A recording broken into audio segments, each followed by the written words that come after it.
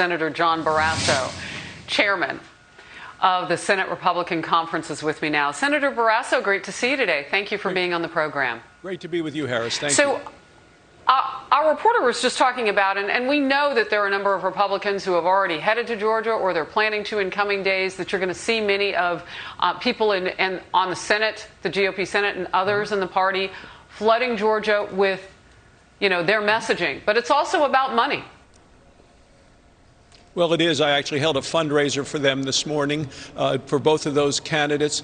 But the stakes could not be higher. The future of America is on the line in Georgia, Harris, and you know that. You saw Chuck Schumer ranting, saying, first we take Georgia, then we change America.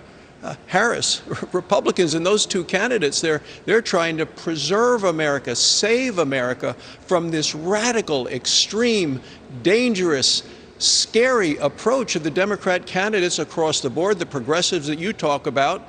But take a look at what those candidates in Georgia are running on. They want to defund the police. They want to expand the Supreme Court, raise taxes, and they want to shut down American energy production. That's not what the people of Wyoming want. It's not what the people across America want. People want pretty simple things. They want safe neighborhoods. They want affordable energy. They want to get back to work.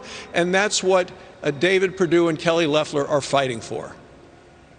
Yeah, and Senator Lindsey Graham has said that he predicts a tsunami of liberal money to come in. So all of that fundraising that you're talking about is really important. Nothing attracts money like that, though, besides like a sitting president. So it'll be interesting to see if President Trump goes down to Georgia as well to help.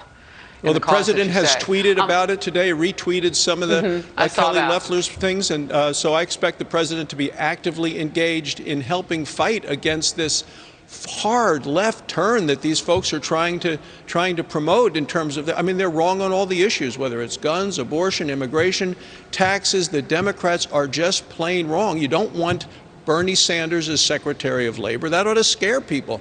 Elizabeth Warren is Secretary of Treasury. The former governor candidate in Georgia, Stacey Abrams, listed for Attorney General. That's enough to scare the life out of anyone and want to help these two candidates win these seats in Georgia, the Republican seats. You mentioned Stacey Abrams, and look at what she's been able to deliver for Democrats just in Georgia alone, as you see the tightening of the presidential race down there still this many days later. I want to get to this. Fox News headline read, quote, Democrats urging voters to move to Georgia before the Senate runoff election. Is it fraud? Well, it is. Former Democratic president. Go ahead and answer to that, and I'll get to the next one. Take that down off the screen. Let's go back to the senator. Just get your reaction to that first one.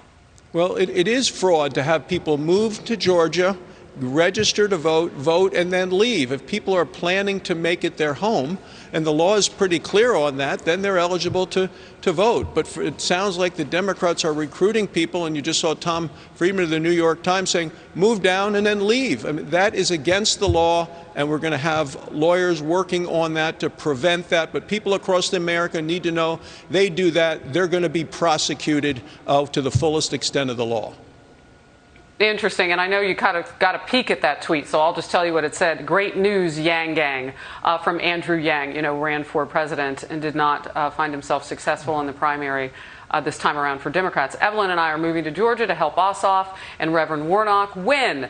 This is our only chance to clear Mitch out of the way and help Joe and Kamala get things done in the next 4 years. And you gave your comment about what they're trying to do on the left side of the aisle. We'll see how many people move there. And what happens. Republican Senator James Lankford warning Joe Biden now.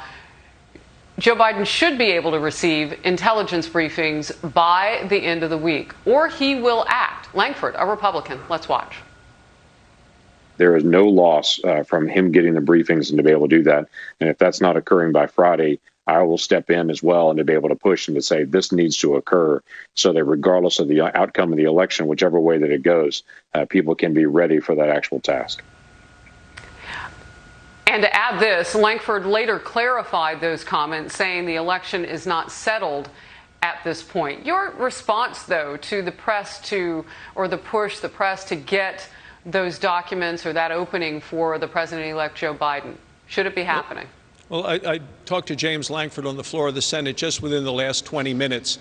And what he has pointed out, rightly so, is that during the campaign season, both candidates get those briefings. So Joe Biden was getting those briefings until the election was over.